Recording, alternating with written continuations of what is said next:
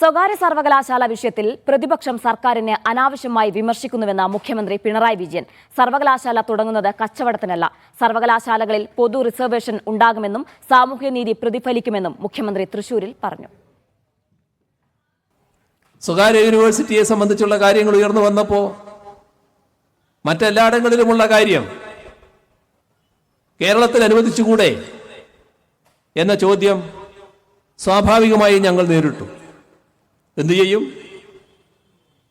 വേണ്ടാന്ന് നോക്കണോ? അത് അനുവദിക്കുന്നതാണ് നല്ലത് എന്ന നിലപാട് ഞങ്ങൾ എടുത്തു. അനുവദിക്കുമ്പോൾ കേരളത്തിൻ്റെതായ പ്രത്യേകതകൾ സൂക്ഷിക്കണം.